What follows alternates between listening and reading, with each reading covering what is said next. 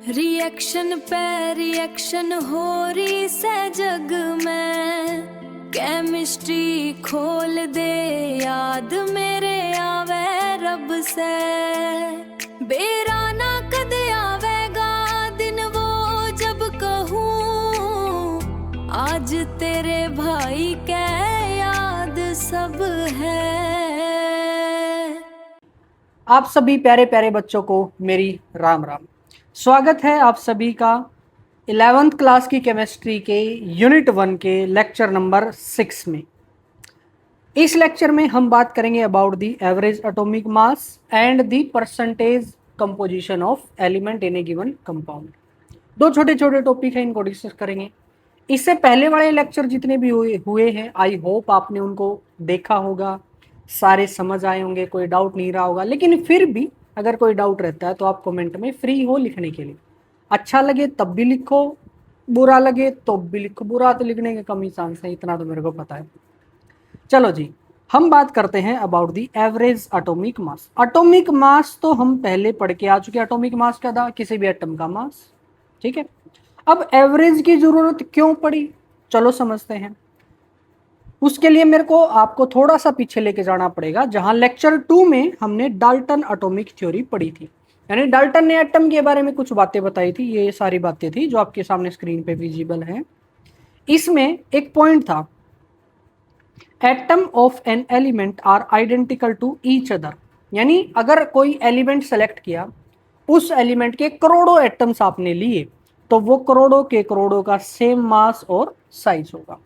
इसका मतलब अगर मान लिया मेरे पास ये गिलास है, इस गिलास के अंदर मैंने भर दिया H2, ठीक है, क्या भर दिया? पानी भर दिया। पानी भर दिया तो अब इसमें ये तो है नहीं पूरा पानी का, ये एक टुकड़ा है। इसके अंदर इतने टुकड़े हैं छोटे छोटे पानी के, जितनी आपको गिनती भी नहीं आती होगी। लाखों करोड़ों तक बात मत करो, करोड़ करोड़ करोड़ सोचो। 10 की पावर 23, 10 की पावर 23 में देख लो कितनी जीरो आएंगी। लाख में 5, लाख के बाद करोड़ में 7, बस 7 तक ही रह ले तो 23 तक पहुंचना है। तो इसके अंदर इतने सारे H2O के पार्टिकल हैं, और डाल्टन ने बताया कि अगर इतने सारे पार्टिकल हैं तो वो सारे के सारे पार्टिकल सेम होंगे उस टाइम तक। लेकिन बाद में डिस्कवरी हुई किसकी? बाद में डिस्कवरी हुई आइसोटोप्स की, और हम जान पाए कि अगर एलिमेंट सेम है तो ये जरूरी नहीं उसके सारे एटम सेम मास के होंगे। ठीक है, कोई एलिमेंट सेलेक्ट किया तो उसके मल्टीपल स्वरूप हो सकते हैं। फॉर एग्जांपल हमने हाइड्रोजन लिया। अब ये हाइड्रोजन जैसे दिखने वाले 3 हाइड्रोजन होते हैं, वो हाइड्रोजन ही हैं, बट हाइड्रोजन के अलग अलग स्वरूप, यानी उनकी आइसोटोप्स। ठीक है, आइसोटोप वही होंगे जो एलिमेंट तो सेम होंगे बट उनका मास अलग होगा। बस इसी वजह से हम जन्म होता है हमारे टॉपिक का एवरेज एटॉमिक मास। ये कह रहा है कि when an element exist in 2 और मोर डिफरेंट फॉर्म, यानी आइसोटोप फॉर्म में वो एग्जिस्ट करता है, then we have to calculate their average atomic mass. For example हमने बात की कि जो हमारा हाइड्रोजन है उसके 3 रूप हैं। कौन कौन से 3 रूप? एक हाइड्रोजन ऐसा है जिसका मास 1, एक हाइड्रोजन ऐसा है जिसका मास 2, एक हाइड्रोजन जिसका मास 3। ठीक है, अब मैंने आपको एक बॉक्स भर के हाइड्रोजन दे दिया। अब बताओ आप जो मास कैलकुलेट करोगे वो इसके हिसाब से करोगे, इसके हिसाब से, या इसके हिसाब से? अब ऐसा तो है नहीं, आप इसके अंदर जो भी में अरबों खरबों लाखों करोड़ों जितने भी पार्टिकल हैं, उन सब पार्टिकल को एक एक करके आप देखो कि भाई तू बता तेरा मास कितना, तू बता तेरा मास कितना, तू बता तेरा मास कितना। ऐसा तो करने आप जाओगे नहीं। तो उस केस में आप क्या करोगे? आप मान के चलोगे कि इसके अंदर इतने परसेंट ये है, इतने परसेंट ये है, इतने परसेंट ये है। और ये सारी चीज ऑलरेडी साइंटिस्ट के द्वारा कैलकुलेटेड है कि अगर हाइड्रोजन मिलेगा तो उस हाइड्रोजन के अंदर इसकी कितनी परसेंटेज मिलेगी, लगभग लगभग। एग्जैक्ट तो कोई नहीं बता सकता दुनिया में। इसकी कितनी मिलेगी लगभग, और इसकी कितनी मिलेगी लगभग। अब इन तीनों का एवरेज मास हम कैलकुलेट कर लेंगे, और एवरेज मास जो भी आएगा वही हमारे लिए किसका काम करेगा? एटॉमिक मास का। आई समझ कि एटॉमिक एवरेज एटॉमिक मास की जरूरत क्यों पड़ी? सीधा सिंपल सा हिसाब है कि जो एलिमेंट्स हैं हो सकता है उनके आइसोटोप्स हों और वो आइसोटोप्स उस सैंपल के अंदर हों, इसलिए हमें जरूरत होती है एवरेज एटॉमिक मास को कैलकुलेट करने की। अब एवरेज एटॉमिक मास को कैलकुलेट करना है तो किन किन चीजों की हमें रिक्वायरमेंट होगी वो समझो। मान लिया मेरे पास कोई एक एलिमेंट है x, ठीक है, कोई एक एलिमेंट x, इस x के आइसोटोप्स हैं, कितने हैं? 2 3 4 5 कितने भी हो सकते हैं, मैं मानता हूं 2। इसके 2 आइसोटोप्स हैं, कौन कौन? एक x और दूसरा भी x। फर्क क्या होगा दोनों में? एक का मास होगा मान लिया a, दूसरे का मास होगा b, ठीक है। एक का मास, या फिर ऐसा करते हैं ए बी की बजाय इसका मास मान लिया है m1 और इसका मास है m2, सिंपल, ठीक है। अब ये तो पता चल गई, अब हमें पता करना है कि कौन कितने परसेंट है। इस चीज को बोलते हैं परसेंट अबंडेंट। हमें पता होना चाहिए परसेंट अबंडेंट। अबंडेंट का मतलब है कि वो कितने परसेंट पाया जाता है, अगर आप एक पूरा कैलकुलेट कर लो तो, ठीक है। मान लिया ये पाया जाता है a% और ये पाया जाएगा, अगर टोटल वो है तो ये या तो आप इसको b मान लो और इसी को आप मान सकते हो 100 माइनस a%, क्योंकि टोटल परसेंट कितनी होती है? टोटल परसेंट 100 होती हैं, उसमें से a आपका पाया जा चुका है। थोड़ा सा ऊपर कर देता हूं, ठीक है। समझ गए परसेंटेज अबंडेंट?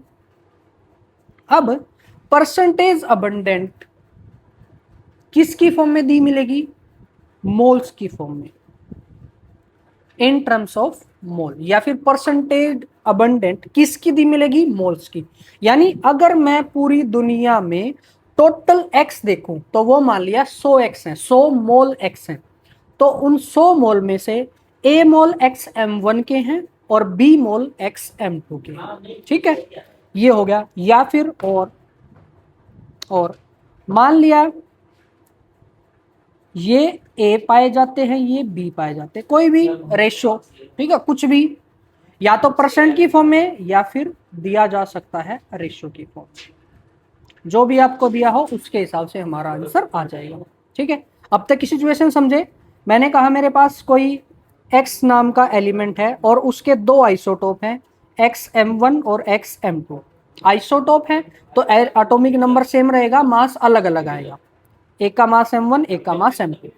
दूसरी बात, मेरे को पता चला कि जो m1 है वो a% एग्जिस्ट करता है और जो m2 है वो b% एग्जिस्ट करता है, या फिर 100 माइनस a% आप बोल सकते हो, क्योंकि दोनों का जोड़ कितना होना चाहिए? 100।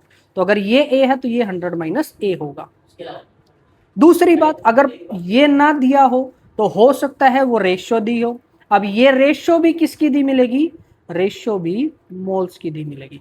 यानी परसेंटेज अबंडेंट हो या फिर आपकी रेशियो हो, वो किसकी आपने लेनी है? मोल की रेशियो लेनी है, उसके अलावा कुछ नहीं है, ठीक है। तो अब जो आप m परसेंटेज या m एवरेज निकालोगे वो कैसे निकालोगे? इसी पेन का यूज करते हैं। जो आपका एवरेज एटॉमिक मास होगा, एवरेज एटॉमिक मास, जिसको मैं m एवरेज से डिनोट कर रहा हूं, वो किसके बराबर होगा? ध्यान से देखना, क्या करना है? पहला मास लो, पहला मास कौन है? m1 इनटू उसकी अबंडेंट, कितने परसेंट है वो? a, प्लस दूसरा मास लो m2 इनटू उसकी अबंडेंट, कितने परसेंट वो पाया जाता है? b। मान लो कोई तीसरा चौथा पांचवा कितने भी होते सबको लिखते ऐसे और डिवाइड कर देते टोटल के साथ, यानी टोटल अबंडेंट कितनी है? a% प्लस b% यानी a प्लस, ठीक है। अब ये परसेंट में दी मिले या रेशियो में दी मिले, आपने सेम फॉर्मूला ही अप्लाई करना है, कुछ भी फर्क नहीं आएगा, बस डिवाइड का फर्क आएगा। अरे रे, दोबारा बन जाना अच्छे से मेरे दोस्त। हाँ, ये बन गया। चलो जी, थोड़ा सा और ऐसे। हाँ समझ गए। क्या करना है, सिंपली आपको परसेंटेज दी मिलेगी, पहले के मास को उसकी परसेंटेज के साथ जोड़ के मतलब जोड़ना है, दूसरे के मास गुणा में उसकी परसेंटेज के साथ, और डिवाइड कर देना है टोटल परसेंटेज के साथ। आपका आंसर आपको मिल जाएगा। फॉर एग्जाम्पल जैसे ये सवाल दिया हुआ है, calculate the average atomic mass of chlorine from given sample. ये सैंपल आपको दिया है, ठीक है। सैंपल समझो पहले क्या बोला, वैसे उस क्वेश्चन में तो पूरी स्टेटमेंट लिख रखी थी कि उसके 2 आइसोटोप है, एक आइसोटोप ये, एक आइसोटोप ये, और उनकी परसेंटेज अबंडेंट ये, लेकिन मैंने इसको फोटो की फॉर्म में लिख दिया, ठीक है, क्योंकि ये एग्जाम्पल मैंने नोट्स में पहले ही बना रखा था। अब ये HBSC में आ भी गया, तो सोचो जो एग्जाम्पल मैं नोट्स में यूज कर रहा हूँ सिंपल आपको समझाने के लिए, वही क्वेश्चन पेपर में आते हैं, इनसे बाहर कुछ आएगा भी नहीं। चलो जी, आ जाएगा तो भी मैं आपको इतना सक्षम बना दूंगा कि आप सोल्व कर पाओगे। तो अब जो हमारा क्लोरीन नाम का एलिमेंट है वो 2 रूप में पाया जाता है, ऐसे दो। पहला रूप है क्लोरीन ऐसा जिसका मास है 35, और दूसरा ऐसा क्लोरीन जिसका मास है 37। अब तक हम पढ़ते आए हैं क्लोरीन 35 को, है ना, क्लोरीन 35 को पढ़ते आए हैं आज तक हम। लेकिन अब से आगे ध्यान रखेंगे कि क्लोरीन के 2 आइसोटोप हैं, एक क्लोरीन 35 नाम से, एक क्लोरीन 37 नाम से। और जब ओवरऑल देखा गया सारे क्लोरीन को मिला के, तो ये पता लगा कि 75% आपका पाया जाता है ये वाला क्लोरीन, लॉक कर रखा है PDF को इसी वजह से। 75% पाया जाता है ये क्लोरीन, और 25% पाया जाता है ये क्लोरीन। देखा गया एक्सपेरिमेंटली, ये हमारा काम नहीं है, ये साइंटिस्ट लोगों का काम है, साइंटिस्ट लोगों ने ये ऑलरेडी कैलकुलेट करके रख लिया। अब हमें ये पता करना है कि जब भी आपको क्लोरीन का मास निकालने को बोले या किसी क्वेश्चन में क्लोरीन का मास रखने को दे दिया जाए, उस केस में आप क्लोरीन का मास 35 रखोगे या 37 रखोगे। अगर आपने 37 रखा तो भाई 25% तो ये भी मिलेंगे, और अगर आपने 37 रखा तो 75% ये है। तो इस वजह से हम एक बीच का मास निकाल लेते हैं, उसी को नाम दिया जाता है एवरेज एटॉमिक मास। कैसे कैलकुलेट करना है तो देखो, तो यहां पर लिखेंगे average mass of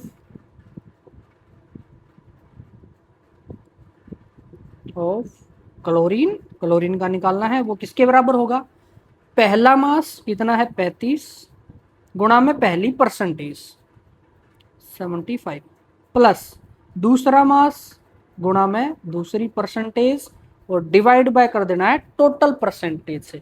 total percentage कितनी हो जाएगी यहाँ पे 100। जब आप इसको कैलकुलेट करोगे, आप कैलकुलेट करना, मैं डायरेक्ट आंसर बताता हूँ, ये आंसर आएगा 3550 डिवाइडेड बाय 100। बेशक आप कैलकुलेट करना, आपको आंसर मिल जाएगा। इसको सोल्व करेंगे तो हमारा आंसर आएगा 35.5, और यूनिट क्या आएगी, जो भी एटॉमिक इसकी एटॉमिक मास की यूनिट होती है, यू रख सकते हो, AMU रख सकते हो, आपकी मर्जी, ठीक है। ये आंसर मेरे को याद है क्योंकि हम बार बार यूज करते हैं इसका, और आगे इसी का यूज करेंगे, ठीक है। इस तरीके से हम एवरेज, यानी अगर आपको क्लोरीन दे दिया जाए जिसमें ये भी हो और ये भी हो, तो उस केस में आप उसका मास मानोगे 35.5 ना कि 35। क्लियर है। आगे से मास ये मान के चलेंगे क्लोरीन का। ये बात 9th क्लास में भी मैं पढ़ाई थी मैंने। चलो जी, ये तो बात हुई। दूसरा, यहां तो परसेंटेज दी है, सेम क्वेश्चन को थोड़ा सा और इजी बना सकते हो। कैसे इजी बना सकते हैं, मैं इस परसेंटेज को रेशियो में बदल सकता हूं। मैंने कहा ना, यहां पे जो परसेंटेज अबंडेंट है वो परसेंटेज की फॉर्म में भी दी जा सकती है, और वो रेशियो की फॉर्म में भी दी जा सकती है। इसी की रेशियो निकालेंगे, ऐसा नहीं कि कुछ अलग निकालेंगे, इसी की रेशियो। और ये ध्यान रखना, ये रेशियो हमेशा लेनी है मोल की, इसके अलावा कुछ नहीं। मास की नहीं लेनी, रेशियो हमेशा लेनी है मोल की। क्लियर है, मास की रेशियो नहीं, मोल की रेशियो। अब सेम सवाल को एक और तरीके से करेंगे। कैसे, अगर इस 75 और 25 की रेशियो निकालो, क्या आएगी, 25 से कम 25, 25 दिया 75, क्या आया 3:1, ठीक है। उसी परसेंटेज अबंडेंट की रेशियो ले ली मैंने। अब सेम फॉर्मूला लगाएंगे, और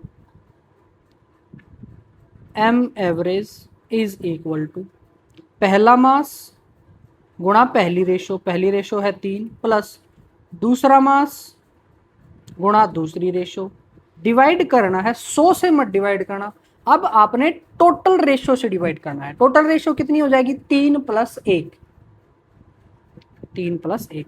अब यहां देखो 35 दिया 105 प्लस 37 डिवाइडेड बाय 4, सोल्व करो जी, 7 और 5 12, और यहाँ पे 12 ही आएगा, और नहीं 3 और 1 4 और 1 डिवाइडेड बाय 4। अब देखो 4 तिया 12, ठीक है, बच गया 2, 4 5 20, फिर बच गया 2, 4 5 20। यही आंसर हमारा यहाँ आया है, यही आंसर हमारा यहाँ, आंसर अलग नहीं आएगा क्योंकि सेम चीज को ही आपने किया है। बस एक गलती होने के यहाँ चांसेस है कि आप यहाँ रेशो तो निकाल लो बट यहाँ पे 100 पुट कर दो, तो उस केस में आपका आंसर गलत आएगा। ठीक है, तो ये 2 काम करने हैं जब भी आप एवरेज कैलकुलेट करोगे। अब थोड़ा सा और बात कर लेते हैं कि आइसोटोप और किसके हमें पता होने चाहिए। जैसे क्लोरीन के तो पता होंगे, ये क्लोरीन के आप ध्यान भी रखोगे। दूसरा हमें पता होने चाहिए हाइड्रोजन के आइसोटोप। कौन कौन से हैं जी हाइड्रोजन के आइसोटोप? हाइड्रोजन के 3 आइसोटोप हैं।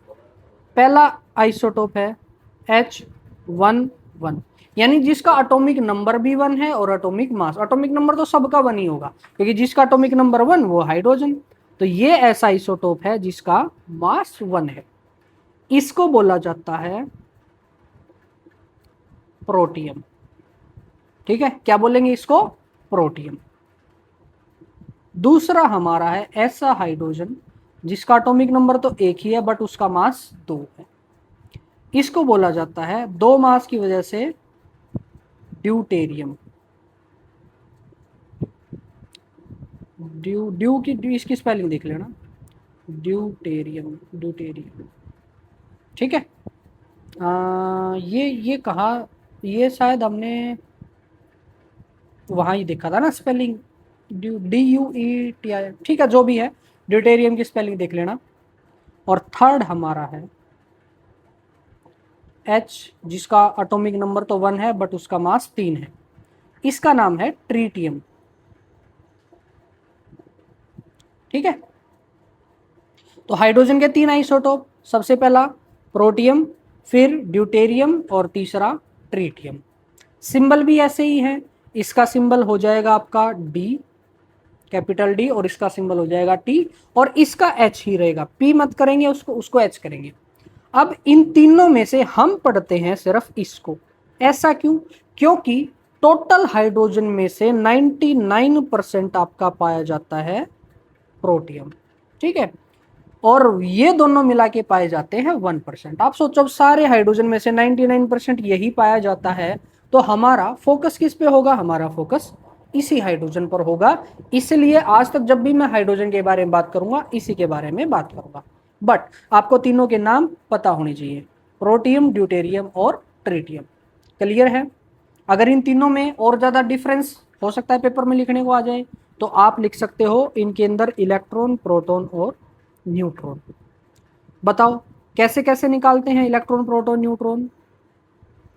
याद है ना, पिछले 2-3 लेक्चर पहले करवाए थे, यानी सेकंड लेक्चर में, उस एटॉमिक मास वाले में ही करवाए थे लास्ट में।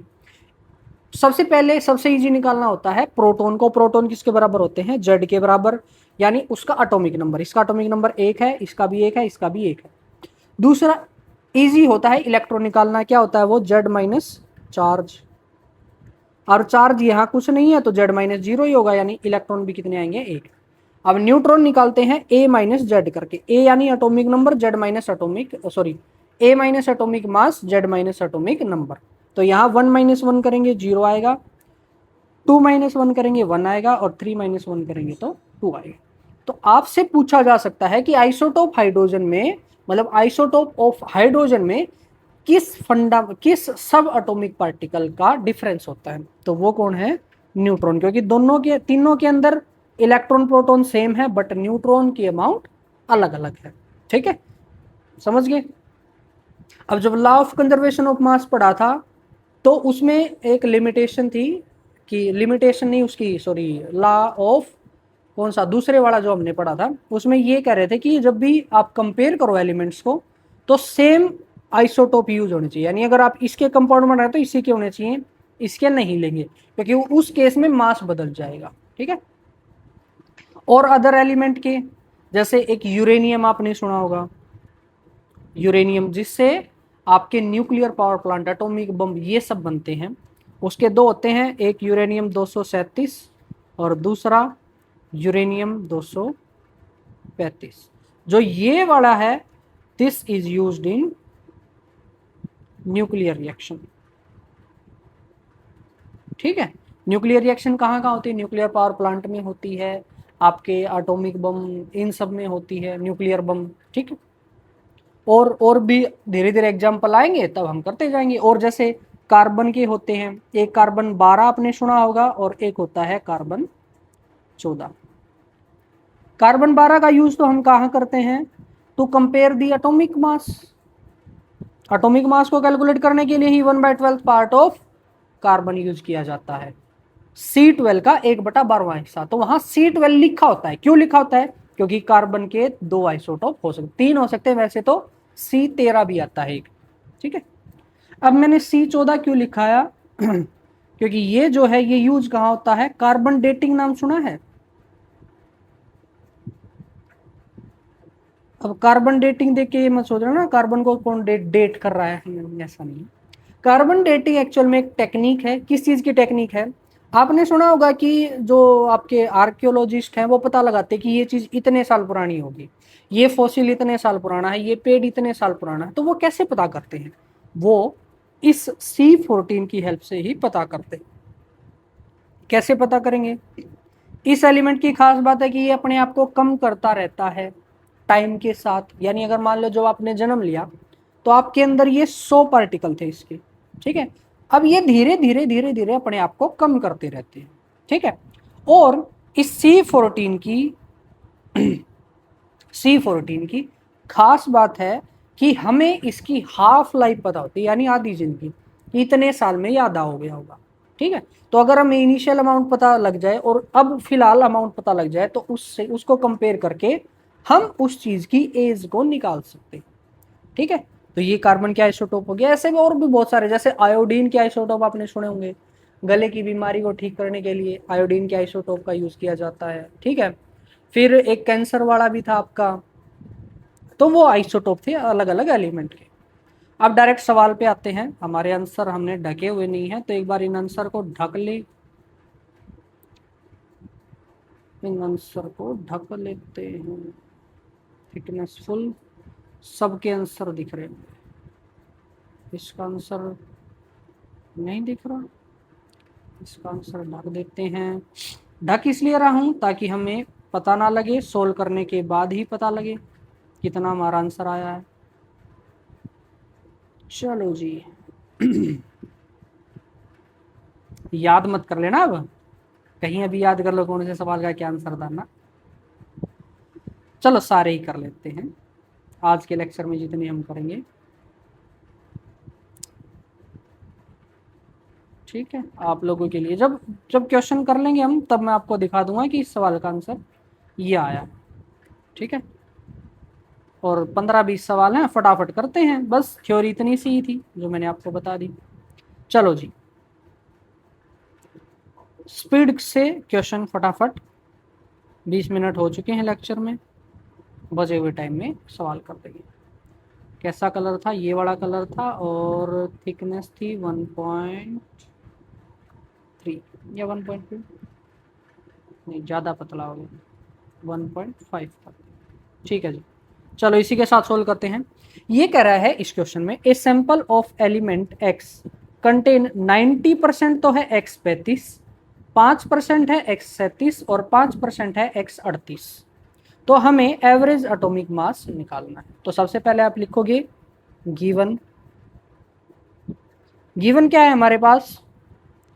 सबसे पहले आपको दे रखा है 90% x35, दूसरा आपको दिया है 5% x37।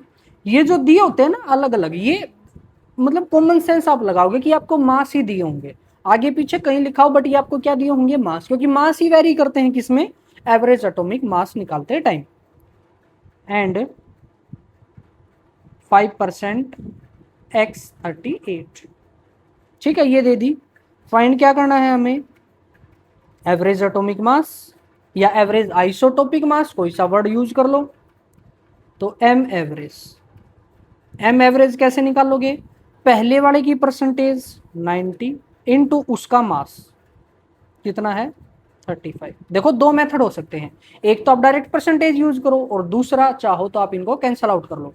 5 से ये कैंसल आउट होते दिखाई दे रहे हैं, तो 5 से कैंसल आउट करके आप आंसर निकाल सकते हो। ठीक है, लेकिन बाय में शो करना थोड़ा सा रिलेटिवली इजी होता है। ठीक है, तो ये आ गया, प्लस दूसरी परसेंटेज गुणा दूसरे का मास, प्लस तीसरी परसेंटेज गुणा तीसरे का mass, divided by total percentage. Total percentage कितनी है 90 और 5 यानी 100। और परसेंटेज जब भी दी होगी याद रखना वो 100 ही आएगा लास्ट तक। अब बस गुणा करनी है हमारे को, 35 की 9 के साथ करो, क्या आएगा 5 नीम 45 और 9 तिया 27, 27 और 5 नीम 45, 45 में 4 बच गया और 9 तिया 27 और 4 31, प्लस 37 की 5 के साथ करेंगे तो 7 पंजा 35 और 5 तिया 15 और 3 18, प्लस 8 पंजा 40 और 5 तिया 15 और 4 19, डिवाइडेड बाय 100। डिवाइडेड बाय 100 को ऐसे का ऐसा रखेंगे।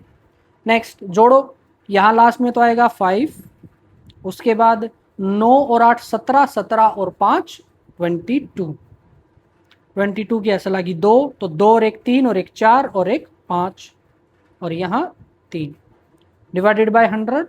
जब आप इसको सोल्व करोगे तो आपको आंसर कितना मिल जाएगा 35.25 यू। यू बोलो AMU बोलो, वो आपकी मर्जी, यूनिट जरूर लिखनी है आपने। ठीक है, तो बस ये आ गया इसका एवरेज मास और आंसर है 35.25, हमारा भी यही आया है। बड़ा सिंपल सा सवाल था।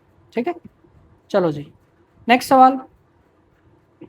नेक्स्ट सवाल कह रहा है एक एलिमेंट X है जिसके आइसोटोप कंपोजिशन दे रखी है, X 200 है 90%, X 199 है 8% और X 202 है 2%। तो हमें एवरेज एटॉमिक मास लगभग किसके बराबर आएगा वो बताना है। ठीक है, तो MCQ है तो मैं डायरेक्ट सोल्व करता हूं। क्या आएगा, M average is equal to पहले का मास या परसेंटेज जो भी आपका मन करे, पहले की परसेंटेज गुणा उसका मास, प्लस दूसरे की परसेंटेज गुणा उसका मास, प्लस तीसरे की परसेंटेज गुणा में उसका मास, डिवाइडेड बाय टोटल परसेंटेज कितनी हो जाएगी 100 ही हो जाएगी। बस अब तो सिंपल कैलकुलेशन करनी है। इसका आंसर वैसे 200 के आसपास ही आएगा। कैसे पता मेरे को, देखो जिसकी भी परसेंटेज ज्यादा होगी उसी के आसपास आंसर मिलेगा। अब 200 की परसेंटेज 90 है यार, 100 में से 90 200 है, तो लगभग आंसर किसके पास आएगा 200। 200 हो सकता है, 201 हो सकता है ज्यादा से ज्यादा, या 200 से थोड़ा कम 199, 199 तो नहीं हो सकता, मतलब 200 ही लगभग आंसर आएगा आपका। चलो ये कितना आ जाएगा 9 दूनी 18 और 3 0, प्लस 8 नीम 72, 8 नीम 72 और 7 79 और 8 एकम 8 और 8 7 15, प्लस 202 इंटू 2 कितना हो जाएगा 404, डिवाइडेड बाय 100। इसको सोल्व करेंगे तो कितना आएगा 4 और 2 6 और 0। ठीक है, उसके बाद 9, उसके बाद 5 और 4 9, 9 और इधर तो 0 ही है, उसके बाद 8 और 1 9 और यहाँ पे 1, डिवाइडेड बाय 100 और इसको सोल्व करेंगे तो 199.96, 199.96 है, नियरली अबाउट 200, नियर अबाउट 200, क्योंकि 199.96 से एग्जैक्ट इन्होंने नहीं दे रखा, तो हमारा आंसर आ जाएगा 200 यूज। बड़ा सिंपल सा सवाल था। नेक्स्ट सवाल है what is the average molar mass of air if 80% of nitrogen and 20% of oxygen present in it. यानी हमारी हवा का अगर आपसे कोई मास पूछे, ऑक्सीजन नाइट्रोजन कार्बन इन सब का तो आप मास बता दोगे, आपसे पूछ ले कि हवा जो आप लिखते हो एटमॉस्फेयर में जो है हमारे चारों तरफ, उसका मास कितना होगा, तो उसके मास के लिए हमें उसकी कंपोजिशन पता होनी चाहिए। कंपोजिशन क्या होती है, 80% लगभग नाइट्रोजन, मतलब 78 होता है, और 21% ऑक्सीजन, और बाकी जो बच गया वो आपकी बाकी गैसेज है। लेकिन मैंने एवरेज सी एक वैल्यू ले ली कि लगभग लगभग इतनी होती होंगी। अब ये जो परसेंटेज दी गई है ये एज पर मोल्स है, यानी नंबर ऑफ पार्टिकल के हिसाब से है, ठीक है। तो मोल की परसेंटेज आपको दे दी, जो भी परसेंटेज आपको देगा वो मोल की देगा, अनलेस कि वो स्पेसिफाई कर दे कि ये परसेंटेज मास की है। जब तक बोल ले नहीं ना कि ये परसेंटेज किस चीज की है, वो हमेशा आप किसकी कंसिडर करोगे, मोल्स की, ठीक है जी। चलो अब आप बोलोगे कि सर एवरेज एटॉमिक मास के लिए हमें क्या करना होता था, जो परसेंटेज दे रखी है उसका मास और अगली जो परसेंटेज दे रखी है उसका मास। अब ये 80% नाइट्रोजन दे रखी है, तो अब किसका मास रखेंगे, नाइट्रोजन का ही रखोगे, नाइट्रोजन का मास रख दो। 20% दे रखी है, कौन दे रखा है 20%, ऑक्सीजन, तो ऑक्सीजन का मास रखोगे, ठीक है। तो चलो इस सवाल को सोल्व करते हैं। सबसे पहले आप लिखोगे गिवन इंफॉर्मेशन क्या है,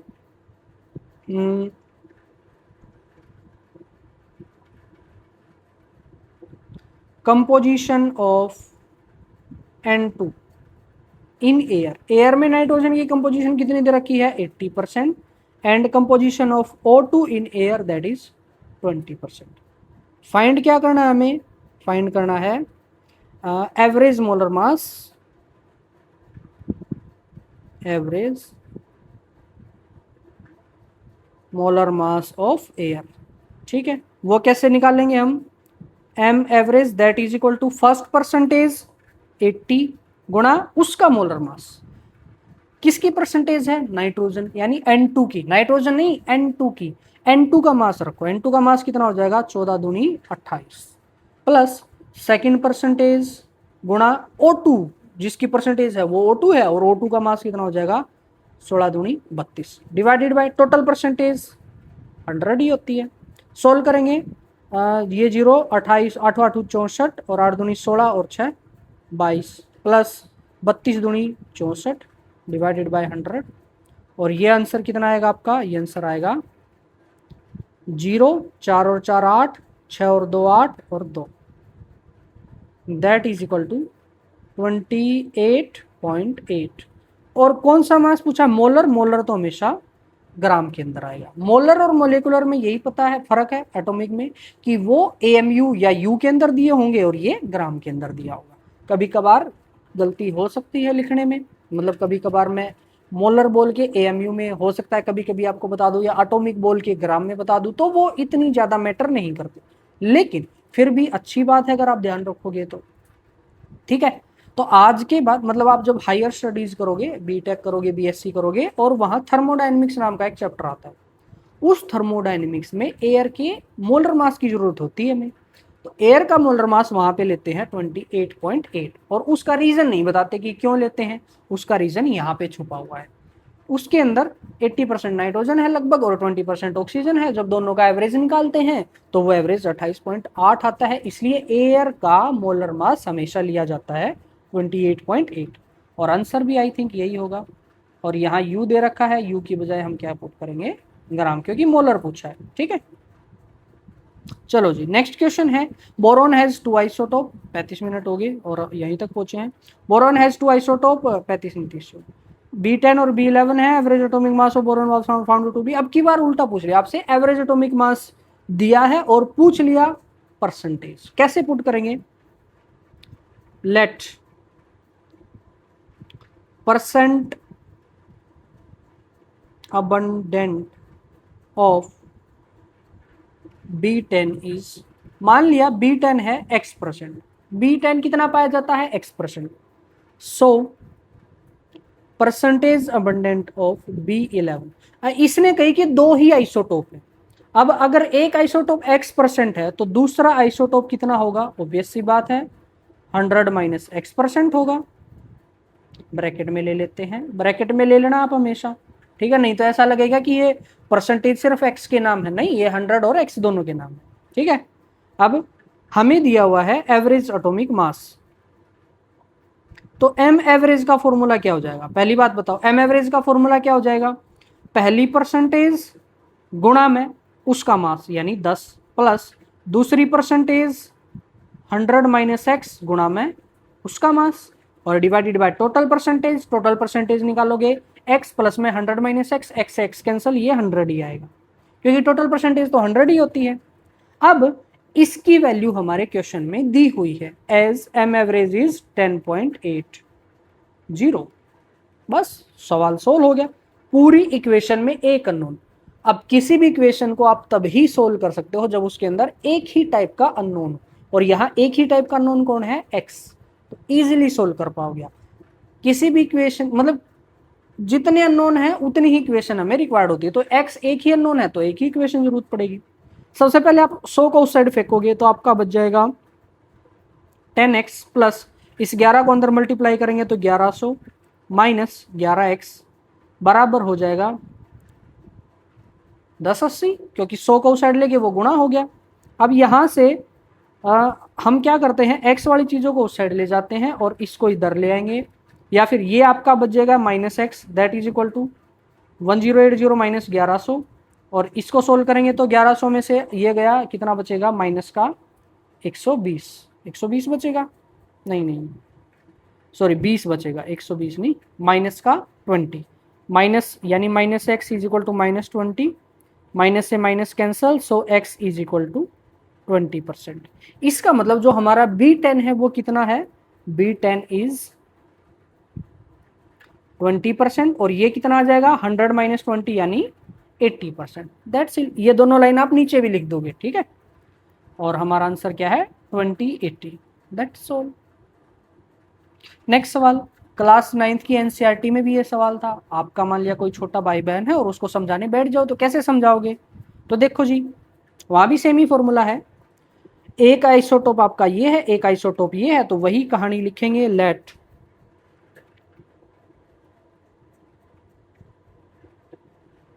percentage of x 8/16 is equal to x%। So percentage of x 8/18 that is equal to 100 minus x%। ठीक है, सिंपल। अब गिवन क्या है आपको, गिवन है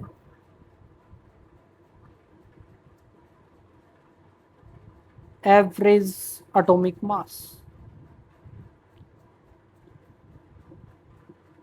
ऑफ सैंपल। देखो ये वर्ड बहुत जगह यूज करेगा, सैंपल। सैंपल हम वहां यूज करते हैं जहां दो या दो से ज्यादा चीज प्रेजेंट हो, या फिर ऐसा भी कोई कंपलसरी नहीं है। सैंपल मतलब कोई जो भी चीज आपको दी मिलेगी। सैंपल का मतलब एक टुकड़ा समझ सकते हो, ठीक है, कुछ भी। तो जैसे ब्लड सैंपल देते हो ना, ब्लड सैंपल का मतलब थोड़ा सा ब्लड दे दिया, ऐसे ही आपको थोड़ा सा ये दोनों एलिमेंट मिला के दे दिए। तो एवरेज एटॉमिक मास क्या है आपका 16.2 U, ठीक है। अब m एवरेज का फॉर्मूला क्या होता है, इसके हिसाब से x गुणा 16 प्लस 100 माइनस x गुणा 18 डिवाइडेड बाय 100। इसको सोल्व करेंगे हम, क्या आएगा 16x, और आप चाहो तो इस 16.2 को यहाँ लिख सकते हो, 16x plus 1800 minus 18x divided by 100, और ये 100 चलो लिख देते हैं डिवाइडेड बाय 100। 100 इस साइड आएगा, ये बन जाएगा 1620।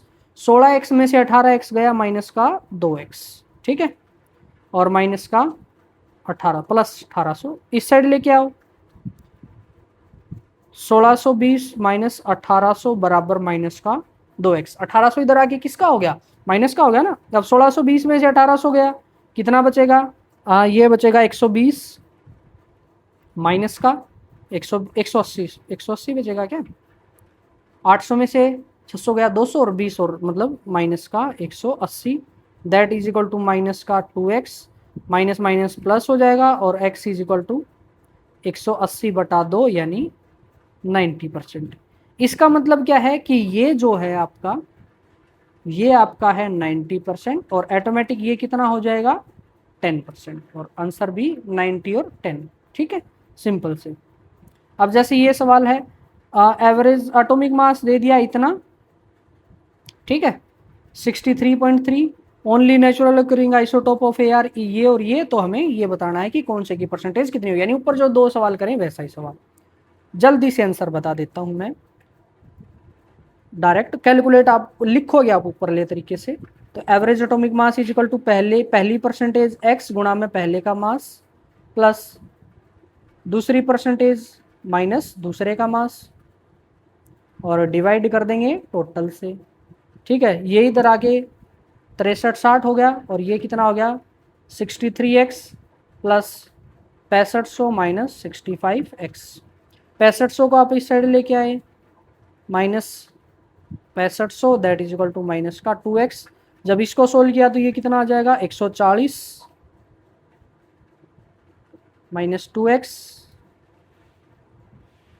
माइनस माइनस प्लस हो जाएगी, और x की वैल्यू आएगी 140 बटा 2 यानी 70, यानी 70 और 30। आपका answer option number B, that is your correct answer. Next है calculate the average atomic mass of mixer containing SA2 and O2 in 2:1। Mole ratio दे दी, ठीक है, मोल रेशो दे तभी आपने सवाल को सोल्व करना है, अदरवाइज मोल में कन्वर्ट कर ले। तो 2:1 मोल रेशो दे रखी है, यानी परसेंटेज की बजाय क्या दे दिया, रेशियो दे दी, तो कोई बात नहीं, हमारे लिए ऐसे ही इजी हो जाएगा। तो यहां से एम एवरेज किसके बराबर, पहली रेशो गुणा पहले का मास, SO2 का मास कितना हो जाएगा 32 और 32 64, प्लस दूसरी रेशो गुणा दूसरे का मास 32 डिवाइडेड बाय, यहां गलती नहीं 100 नहीं पुट करेंगे, यहां पुट करेंगे 2 + 1। ठीक है, अब इसको सोल्व करेंगे तो 64 दूनी कितना हो जाएगा 4 दूनी 8 और 6 दूनी 12 प्लस 32 डिवाइडेड बाय 3, 8 और 2 10, 3 और 2 5 और 1 6 और 160 बटा 3। सोल्व करेंगे तो 3 5 15, 3 तिया 9, 3 तिया 9, 53.3 U, ये ऐसे चलता जाएगा। ठीक है, और ऑप्शन आंसर क्या है 53.3 U, that is correct answer. ठीक है जी, चलो नेक्स्ट है find the ratio by moles of NO2 and in a mixture of having average atomic mass. Average वही बात है, आप परसेंटेज निकाल दो। ठीक है, मतलब परसेंटेज ही पूछा इसने, परसेंटेज के बजाय रेशियो पूछ लिया, तो पहले आप परसेंटेज निकालोगे और फिर रेशियो। इस सवाल में एक काम शुरू में आपके दिमाग में आया होगा कि क्यों ना मैं इसको A मान लेता हूं जो भी है, और इसको B मान लेता हूं। ठीक है, और अब मैं करता हूं कि A गुणा में NO2 का मास कितना हो जाएगा 14 और 32, 32 और 14 लिख देता हूं, 14 + 32 आप सभी के लिए, प्लस B गुणा में 14 + 16, और डिवाइड कर देंगे A + B से, और दैट इज इक्वल टू 38। आपके मन में आया होगा कि मैं ऐसे कर दूं। अब यहाँ प्रॉब्लम ये है कि पूरी इक्वेशन में कितने अननोन हैं, 2 अननोन हैं। अब 2 अननोन है तो 2 इक्वेशन चाहिए, दूसरी इक्वेशन लिखोगे कहाँ से, प्रॉब्लम आ गई ना। तो इसी वजह से हम पहले परसेंटेज निकाल लेते हैं। परसेंटेज से एडवांटेज क्या मिलता है कि परसेंटेज से हमारा दूसरा जो ये क्या बोलते हैं बी है वो एलिमिनेट हो जाता है, वो ए की फॉर्म में ही आ जाता है 100 - A। ठीक है, इस वजह से हम परसेंटेज की फॉर्म में निकालते हैं, ना कि रेशियो। अब परसेंटेज से तो रेशियो निकाल ही दोगे आप, इतने तो समझदार हो ही। ठीक है जी, चलो करते हैं।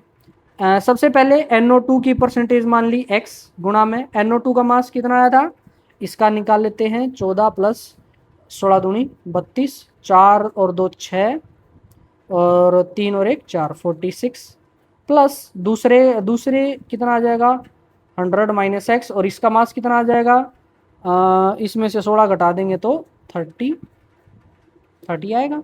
16 और 14, 16 + 14 हाँ 30, डिवाइडेड बाय नीचे 100 ही आएगा, और ये किसके बराबर दे रखा है, ये बराबर दे रखा है 38 के। अब सोल्व करेंगे 46x plus 3000 minus 30x that is equal to 3800। अब यह 46x माइनस 30x कितना हो जाएगा 16x बराबर 3800 माइनस 3000 यानी 800, और यहाँ से x किसके बराबर x इज इक्वल टू 800/16, और ये मेरे को 50% दिख रहा है, 16 × 16 16 5 80। अब एक 50% है, दूसरा 50% है। 50% रेशियो 50%, कितना आ जाएगा 1:1, यानी option number A that is your correct answer. हाँ जी, कोई काम? ओके चलो नेक्स्ट है calculate the average molar mass of mixture. सवाल ध्यान से पढ़ेंगे। एवरेज मोलर मास निकालना है, O2 एंड O3 है जिसमें 2:1 में मास रेशियो, यहाँ गड़बड़ा है। अब यहाँ मास रेशियो दे दी, मास रेशियो से हम एवरेज एटॉमिक मास नहीं निकालते, हम मोल रेशियो से निकालते हैं। तो इस केस में क्या करोगे, इस केस में हम ऐसा करेंगे, मास रेशियो को कन्वर्ट करेंगे मोल रेशियो में। क्यों? क्योंकि मास को मोल में कन्वर्ट करना इजी है। अब रेशियो दे रखी है तो late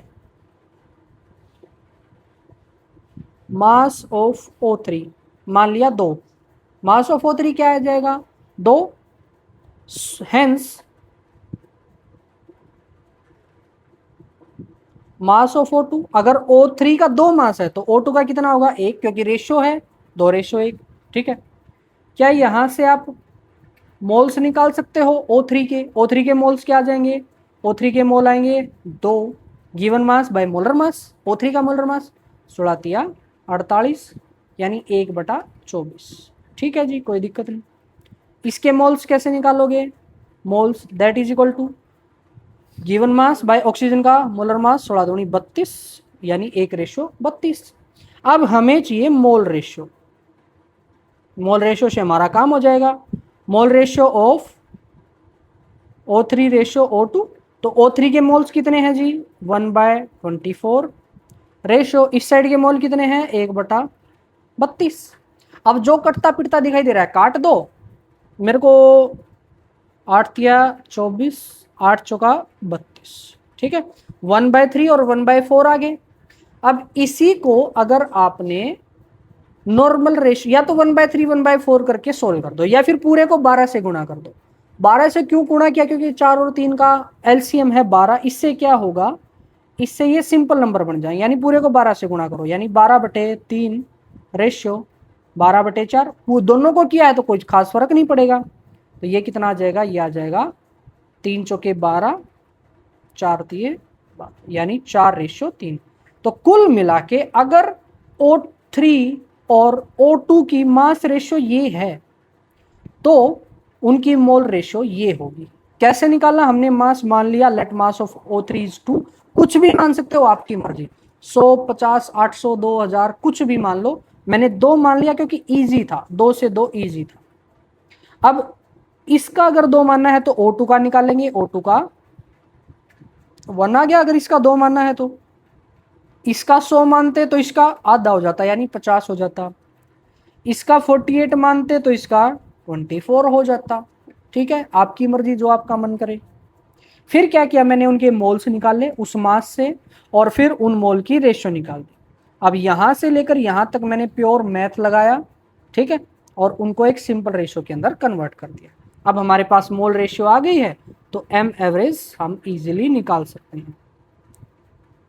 M average that is equal to पहली रेशियो गुणा पहला मास 48 है, प्लस दूसरी रेशियो गुणा दूसरा मास, थोड़ा सा सीधा बैठ जाता हूँ, दूसरी रेशियो 3 आ गया गुणा दूसरा मास 16×32 डिवाइडेड बाय टोटल रेशियो 7। तो कितना आ जाएगा 8×32 4×16 और 3 19 प्लस 3×3 = 6 3×3 = 9 डिवाइडेड बाय 7। सोल्व करेंगे 6 और 2 8 9 और 9 18 और 2 डिवाइडेड बाय 7, 7×4 = 28। ठीक है, उसके बाद 7 एकम 7 पॉइंट 1 बचेगा, 7 एकम 7 यानी 41.1 के आसपास हमारा आंसर होगा, ऑप्शन नंबर बी। ठीक है, क्योंकि आसपास यही है, और यहाँ भी देख लेते हैं option number B that is correct answer. ठीक है, समझ गए ना इस सवाल को कैसे किया। चलो अब की बार क्या क्या किया इसने, mass percentage of each gas in mixture containing acid having average molar मास। अब की बार मास परसेंटेज पूछ ली, मोल परसेंटेज नहीं पूछी, मास परसेंटेज पूछिए, ये ध्यान रखना। परसेंट कंपोजिशन पूछे तो वो मोल रेशियो ही होती है, यानी, लेकिन यहाँ स्पेसिफाई कर दिया कि मास परसेंटेज निकालो। कैसे करोगे, पहले आप मोल परसेंटेज निकालो, मोल से मास इजी है कन्वर्ट करना, तो कैसे कन्वर्ट करेंगे देखो। सबसे पहले आप निकालोगे मोल रेशियो, वो कैसे निकलेगी, late mole percent of SO2 is equal to X and mole percent of O2 is 100 minus x. ठीक है, ऐसा क्यों किया पता है ना, ऊपर बहुत बार बता चुका हूं कि हमेशा जो भी ये फॉर्मूला लगेगा ये मोल की टर्म में लगेगा। ठीक है ना, जितने भी फॉर्मूले इस चैप्टर में आएंगे सारे मोल की टर्म में। तो यहां से एम एवरेज जो कि हमारे को दे रखा है 48, वो किसके बराबर होगा, वो बराबर होगा x गुणा में SO2 का मास। SO2 का कितना था 48, नहीं 32 दूनी 64 प्लस 100 माइनस एक्स ऑक्सीजन का 16 दूनी 32 डिवाइडेड बाय टोटल 100 है। 100 को इस साइड लेके आए, ये बन गया 4800, that is equal to 64x plus 3200 minus 32x। 3200 को इस साइड ले आओ, 4800 minus 3200 that is equal to 64 minus 32 करेंगे 32x ही आ जाएगा। यहाँ इसको सोल्व करेंगे तो क्या आएगा 48 और 32 1600 that is equal to 32x और यहाँ से x is equal to 1600 by 32। यहाँ से कैंसिल आउट करोगे तो 16 एकम 16, 16 दूनी 32 यानी 100 बाय 2 और दैट इज इक्वल टू 50। तो x आ गया 50, तो 100 माइनस एक्स भी क्या आएगा 50, यानी ये कितना है 50% और ये भी कितना है 50%। लेकिन ये तो क्या है इनकी मोल रेशियो। अब मास रेशियो, मास रेशियो कैसे निकलेगी, mass ratio is equal to mole ratio गुणा उनका मोलर मास। ठीक है, कैसे आ जाएगी वो, पहले का मोलर मास है 64 गुणा में उसकी मोल रेशियो आई है 1, दूसरे का मास है 32 और उसकी ये है, तो ये आपका आ जाएगा 2:1। ठीक है, 2:1 किस किस की पूछिए, SO2 पहले 2:1 तो कोई है ही नहीं, 2:1 ही आएगा वैसे आपका कि 1:2 आएगा, देख लेते हैं। 1:2 दे रखा होगा, 1:2 दे रखा है, लेकिन इसने बोला है SO2 और O2। SO2 का कितना होता है 64 रेशियो 32। मोल से मास कैसे निकालेंगे, मोल गुना मोलर मास, तो यही आएगा, मतलब यहाँ पे 2:1 आएगा। ठीक है, चलो जी ये टॉपिक हमारा खत्म होता है परसेंटेज। अब एक और टॉपिक बचा है, 50 मिनट हो चुके हैं, फटाफट आधे घंटे में उसको भी खत्म करते हैं। आई नो काफी स्लो चल रहा हूँ लेकिन आपके समझ में जरूर आ रहा हूँ। नेक्स्ट है ये जो टॉपिक है परसेंट कंपोजिशन ऑफ एलिमेंट।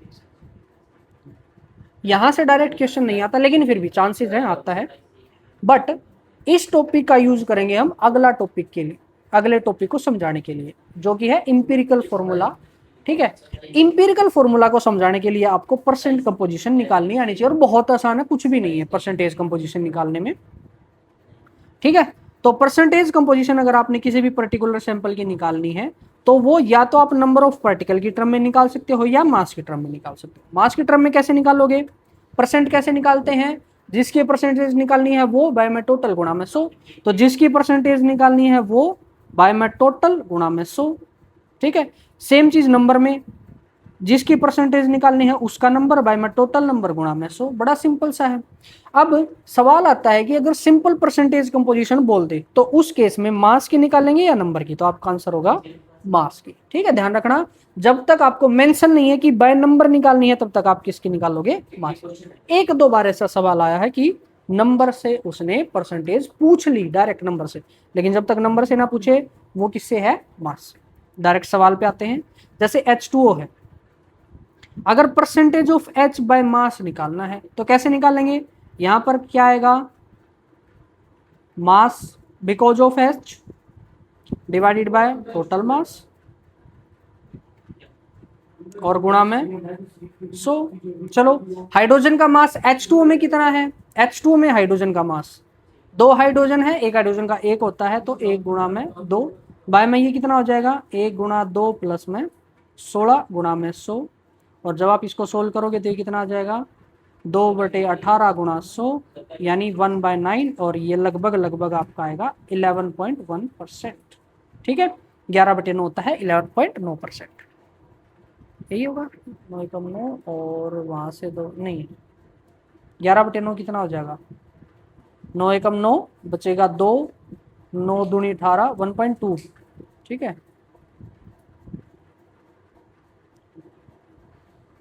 ऐसे आपका 12.22। ठीक है, और अगर बाय नंबर पूछ ले यानी टोटल हाइड्रोजन के नंबर कितने हैं, तो टोटल हाइड्रोजन बाय में टोटल एटम्स गुणा में 100। टोटल हाइड्रोजन कितने हैं, 2, बाय में टोटल एटम कितने हैं, 3 गुणा में 100 यानी 66.7%। That is your answer. बड़ा सिंपल है। डायरेक्ट क्वेश्चन पे आते हैं। Find the mass percentage of each element in CaCO3।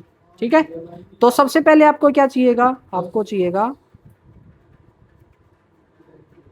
Molar mass of CaCO3। वो कितना होगा, कैल्शियम का होता है 40 प्लस कार्बन का 12 प्लस ऑक्सीजन का 16, लेकिन ये है 3 और आपका आंसर आ जाएगा 100।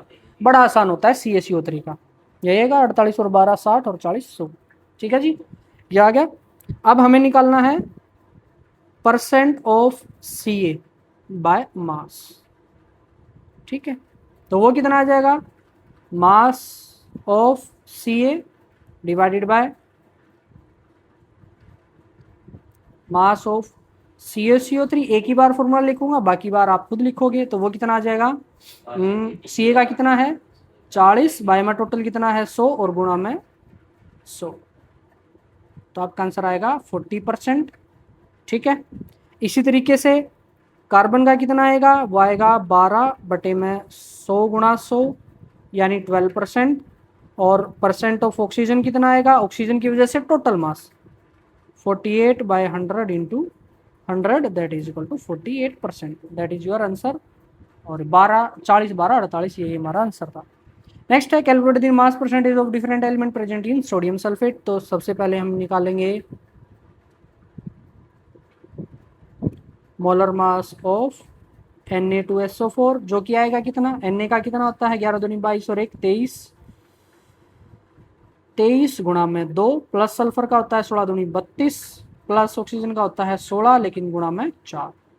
सोल्व करेंगे 46 प्लस 32 प्लस 16 चौका 64, 6 और 4 10 और 2 12। ठीक है, उसके बाद 6 और 3 9, 9 और 4 13 और 1 14, 142। अब हमें निकालना है percentage Na by mass. By mass नहीं भी लिखोगे तो भी पता चल जाएगा। ठीक है, या फिर mass percentage of Na in Na2SO4 ऐसा लिख सकते हो प्रॉपर। तो Na का कितना हो जाएगा, Na की वजह से कितना है 46 बाय में 142 इंटू 100। सोल्व करेंगे 2 से कैंसिल आउट हो रहा है 23 और यहाँ पे कितना आ जाएगा 2 7 14 2 एकम 2 23/71 डिवाइड कर लो 23/71। नहीं चली, चढ़ा दी 0, उसके बाद 1 0, 7 या 21 213 हो गया। यहाँ से कितना बचेगा 7, 2 में से 1 गया 1, 17 बचेगा। फिर उतार ली 0। अब कितना 7 दूनी 14, 2 पे चलेगा, ओ सॉरी 142 और ये आपका बचेगा 28 और लगभग 7 चौक 28 चलेगा नहीं, 7 चौक 28 पे लगभग हम मान के चलेंगे 7 चौक। तो ये कितना आ जाएगा गुणा में 100 भी है तो 2 पॉइंट उधर सरक जाएगा, तो नियरली राउंड ऑफ करके 32.4%।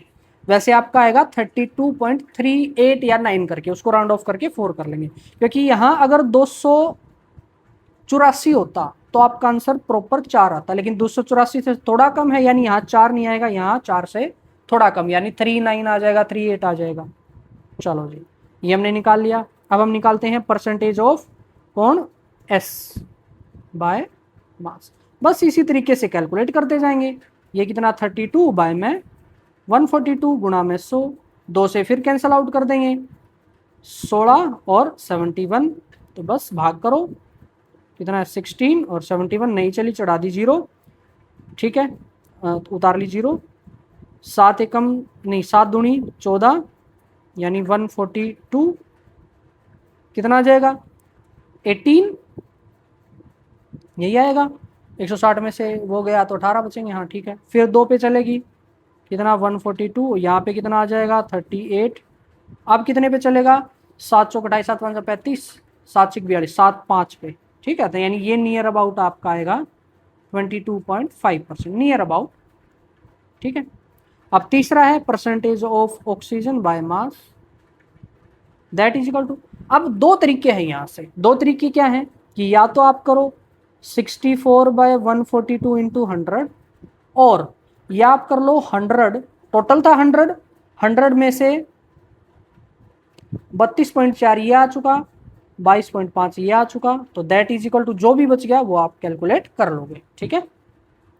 आंसर भी देख लेते हैं, दे रखे हैं, वही है 32.4, 22.5 और 45.1, ठीक है। लास्ट वाले को इस तरीके से आप कैलकुलेट कर सकते हो, बस हो गया। चलो जी, calculate the percentage of mass by oxygen in 10 moles of NaOH। अब इस तरीके से सवाल आए तो देखो इनमें क्या है, यहां कुछ भी दे दिया जाए, 10 मोल, 50 मोल, 100 मोल। अब जब आप ऊपर ऑक्सीजन के निकालते हो तो ऊपर आएगा 10 मोल गुणा में ऑक्सीजन, नीचे आएगा 10 मोल गुणा NaOH। तो यहां देखोगे 10 मोल से 10 मोल हमारा कैंसल आउट हो रहा है, am I right?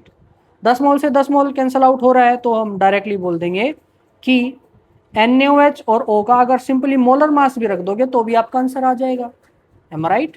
क्योंकि 10 गुणा में उसका मोलर मास, 10 गुणा में इसका मोलर मास, 10 से 10 तो आप कैंसल आउट कर ही दोगे, ठीक है। तो यहाँ कुछ भी दे दिया जाए उससे परसेंटेज पे फर्क नहीं पड़ेगा, क्योंकि परसेंटेज का मतलब उसको 100 बना के हम, यानी अगर 1 दिया है तो उसको 100 बना के कैलकुलेट कर रहे हैं, 10 दिया है तो उसको भी 100 बना के, 1000 दिया होगा तो उसको भी 100 बना के हम कैलकुलेट कर रहे हैं, तो इससे फर्क पड़ेगा नहीं, लेकिन फिर भी हम करेंगे। तो यहां आप लिखोगे मास ऑफ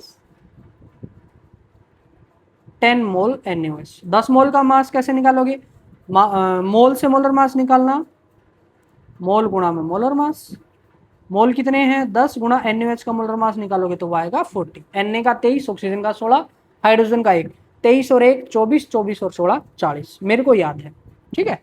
अच्छा, अब आप क्या निकालना है हमने, मास ऑफ ऑक्सीजन, तो मास ऑफ, अब एक NaOH में एक ऑक्सीजन है, तो 10 मोल NaOH में कितनी ऑक्सीजन होंगी, 10 मोल ही होंगी, 10 मोल NaOH, सॉरी 10 मोल ऑक्सीजन, वो किसके बराबर होगा, 10 गुणा में ऑक्सीजन का कितना होता है 16, ठीक है, 10 गुणा 16। अब परसेंटेज ऑफ ऑक्सीजन बाय मास, वो किसके बराबर होगा, 10 गुणा 16 बाय में 10 गुणा 40 गुणा में 100, देखो मैंने कहा था 10 से 10 कैंसिल आउट हो जाएगा, हो गया, ठीक है। अब यहाँ 1 0 से ये 4 एकम 4, 4 चुके 16, यानी ये आ गया आपका 40%, that is your correct answer, 40%, बस सिंपल, ठीक है। चलो जी, which of the following compound contain greatest percentage of oxygen by weight, इस तरीके के सवाल आपके जेई वगैरह नीट वगैरह में आते हैं। यहाँ पे क्या कर रखा है, एक सवाल के 4 टुकड़े कर दिए कि इनमें से बताओ किसके अंदर ऑक्सीजन सबसे ज्यादा, इसके अंदर है, इसके अंदर है, इसके अंदर है, इसके अंदर, ठीक है। तो मैं फटाफट फास्ट मेथड से करता हूँ। यहाँ ऑक्सीजन कितनी होगी, 5 ऑक्सीजन है और गुणा में एक ऑक्सीजन का मास कितना हो जाएगा, एक ऑक्सीजन का मास हो जाएगा 16, डिवाइडेड बाय टोटल मास 12 गुणा 3 प्लस 6 गुणा 1 प्लस 16 गुणा 5 प्लस 35.5, या 35 ही लेके चलो, कैलकुलेशन थोड़ी सी इजी हो जाएंगी, और गुणा में कर देंगे 100, कैलकुलेट करो क्या आएगा, 16 5 80 डिवाइडेड बाय ये कितना आ जाएगा, 12 3 36, 6 और 16 5 80 और 35, जोड़ करेंगे 6 और 6 12, 12 और 5 17, ऐसा लगी एक 8 8 और 3 11 और 1 12, 12 और 3 15, 157, यही आएगा ना, 6 और 6 12, 12 और 5 17, ऐसा लगी एक 3 और 3 6, 8 और 6 14 और 1 15, 157 और गुणा में 100।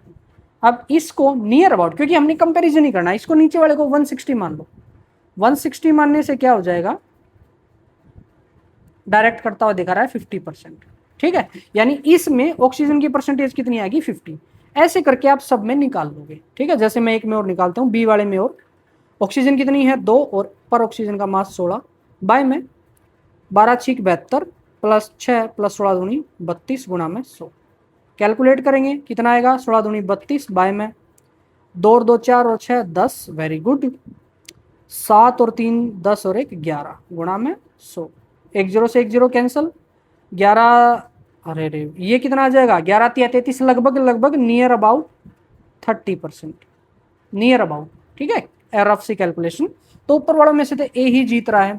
फिर हम यहाँ देखेंगे नीचे वाले में, इस तरीके से बी और सी में आप कैलकुलेट कर लोगे, आपको आंसर मिल जाएगा। ये आप खुद करोगे, इतना काम खुद करना पड़ेगा। नेक्स्ट है mass percentage of water in CuSO4.5H2O। अब इसमें मास ऑफ H2O कितना है, मास ऑफ H2O इन, ऐसा लिख सकते हो आप, दैट इज इक्वल टू कितने H2O है इसमें 5, गुणा में पर H2O का मास कितना होता है 18, तो 18 5 90। अब मास परसेंटेज ऑफ H2O वो कितनी हो जाएगी 90 डिवाइडेड बाय इसका मोलर मास। अब Cu का मोलर मास हमें नहीं पता जी, तो क्या करें, मैं बता देता हूं। कॉपर का कितना होता है, कॉपर का 29, 29 दूनी लगभग 60, लगभग 60 तो 56 आपका आयरन का हो गया, लगभग 60 मान सकते, 58 60 जो भी है, मान लो 60 है, ठीक है, उसको देख के आप कैलकुलेट कर लेना, 60 मान के कर देना, आपको आंसर मिल जाएगा। बस यही था भी इसमें भी कि H2O का आपने 90 रखना, यही सिखाने वाली बात थी। अब ये देखो इस तरीके के सवाल, आई थिंक 1 2 सवाल 3 सवाल हो रहे हैं हमारे पास, फटाफट करते हैं। ये कह रहा है परसेंटेज ऑफ Se इन पर ऑक्सीडेज अनहाइड्रस एंजाइम, कोई एक एंजाइम है, मतलब केमिकल है हमारे शरीर का, उसके अंदर Sc भी है और उसकी परसेंटेज है 0.5% बाय वेट, और इस Sc का एटॉमिक वेट होता है 78.4 सेलेनियम, ठीक है। Then minimum molecular weight of peroxide anhydrous enzyme, मतलब इसका हमने मोलिकुलर वेट बताना है। ऊपर वाले सवाल ही हैं यही, ये रहा, इसमें परसेंटेज दे दी, ये मास दे दिया, बस ये पूछा है आपसे, सिंपल सा सवाल है। कैसे करेंगे, सबसे पहले तो percent of Se that is equal to, वो किसके बराबर आएगी, mass of Se divided by molar mass of enzyme और गुणा में 100, बस मोलर मास ऑफ एंजाइम निकालना है, वो किसके बराबर होगा, mass of Sc, mass of Sc कितना है 78.4 divided by percentage of Sc 0.5 और गुणा में 100। सोल्व करेंगे तो ये एक पॉइंट से एक पॉइंट कैंसिल आउट करोगे, 784/5 गुणा में 100 कर दो जी, 5 एकम 5, 5 5 25, 5 6 30, 5 8 40 गुणा में 100, तो 15 या फिर 10 की पावर में है, इस पॉइंट को अगर आप 1.5 करोगे 1.568 गुणा में 10 की पावर आ जाएगा 4, क्योंकि 2 पॉइंट इधर सर का है, 100 वो था, option number A that is our correct answer, ठीक है। बस इसी तरीके से आपका ये भी सवाल है, एक इंसुलिन है कोई, उसके अंदर 3.2% सल्फर है, तो हमें मोलिकुलर मास ऑफ इंसुलिन बताना है, तो वो कैसे होगा, percent of S that is equal to mass of S divided by molar mass of insulin गुणा में 100, ठीक है। तो यहां से molar mass of insulin that is equal to, वो किसके बराबर होगा, मास ऑफ S, फॉर्मूला चाहो तो लिख दो, divided by percent of S गुणा में 100। मास ऑफ S कितना होता है, मोलर मास के बारे में बात करें क्योंकि मोलर मास पूछा है उसने, ठीक है, तो यानी मोलिकुलर मास पूछा है, तो सल्फर का एटॉमिक मास कितना होता है 32 गुणा 100 डिवाइडेड बाय परसेंटेज कितनी दे रखी है 3.2, इसे कैंसिल आउट करेंगे, ये 10 आएगा, आपका आंसर आ गया 1000, ऑप्शन नंबर ए, ऑप्शन नंबर ए, ठीक है। लास्ट सवाल, अच्छा सवाल है। सवाल में देखो क्या है, an oxide of Fe, Fe का कोई एक ऑक्साइड है जिसमें 30% ऑक्सीजन है तो हमें मोलर मास ऑफ ऑक्साइड, अच्छा मोलर मास ऑफ ऑक्साइड 160 है, तो इसमें से उसका फॉर्मूला क्या होगा। बहुत आसान सवाल है, बहुत ज्यादा आसान सवाल, अगर ऑप्शन दिए हैं तो। अगर ऑप्शन ना दिए तो यही सवाल बन जाता है मुश्किल, यानी यहाँ पे ये ना दिए होते तो मुश्किल बन जाता। आसान क्यों है ऑप्शन से, सीधा सिंपल है। सब 160 मास देख लो किसका है यार, वही आंसर होगा आपका। इसका 160 है, इसका है, इसका है, इसका 100। एफ का मास पता होना चाहिए, एफ का होता है 56, तो 160 बनाना है, तो एफ लगभग लगभग लगेंगे 2। एफ 56 दूनी कितना हो जाएगा, 112 और 32, 112 और 32, 112 और 32 तो कितना हो जाएगा, 56 का ये होगा ना, 56 गुणा 2 प्लस कितना आ जाएगा, 16 दूनी, अच्छा एक ही है इसमें तो 16 आएगा ये तो ये कितना हो जाएगा, नहीं ये तो नहीं हो सकता, तो क्या ये हो सकता है, Fe2O3 क्या आएगा आपका 56 इंटू 2 प्लस 48, ये दोनों कितना आ जाएगा 112 प्लस 48, हाँ ये आ जाएगा 112 प्लस 48 160। अब आप कहोगे कि क्या ऐसे फद्दू सवाल, इतने मतलब बिना दिमाग लगाने वाले सवाल पेपर में आते हैं। मैं कहूँगा ये बिना दिमाग लगाने वाले सवाल नहीं, ये बहुत ज़्यादा दिमाग लगाने वाले सवाल हैं। दिमाग लगाई तो सोल्व किया।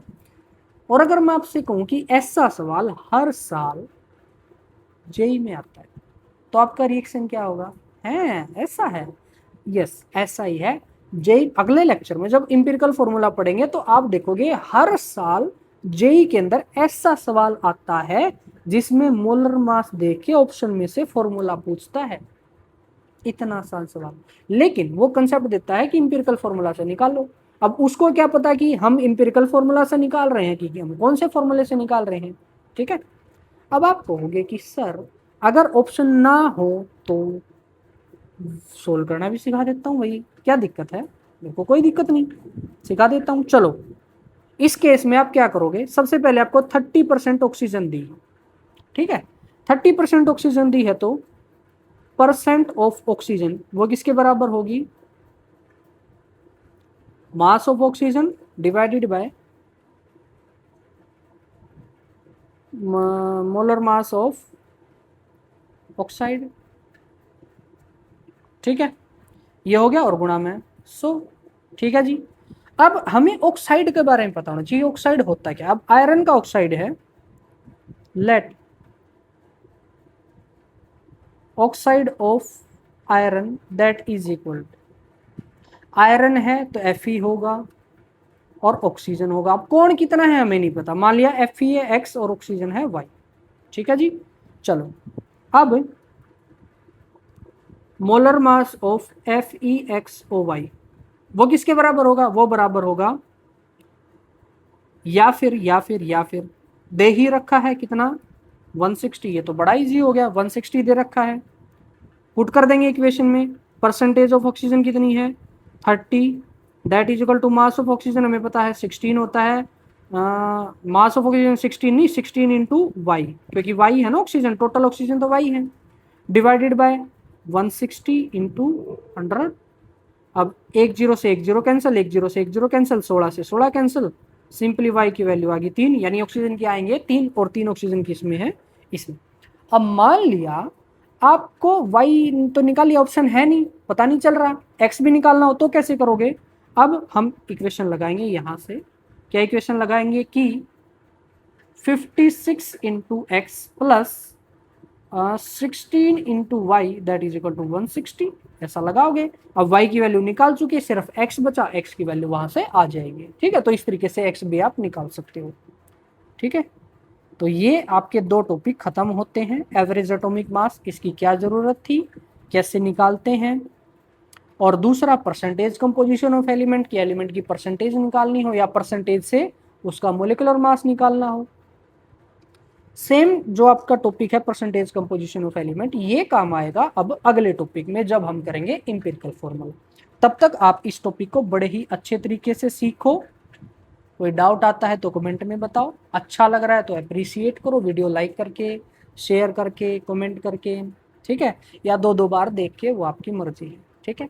चलो इस लेक्चर में फिलहाल इतना ही रखते हैं, मिलते हैं अगले लेक्चरों में इतनी ही एनर्जी ऐसे ही कंसेप्ट क्लियरेंस के साथ, ठीक है। तब तक के लिए मेरी तरफ से आप सभी को राम राम। करो लाइक इस वीडियो ने और चैनल ने करो सब्सक्राइब। कैसा लगा लेक्चर थामने, करो कमेंट बताओ कैसी रही है इसकी वाइब।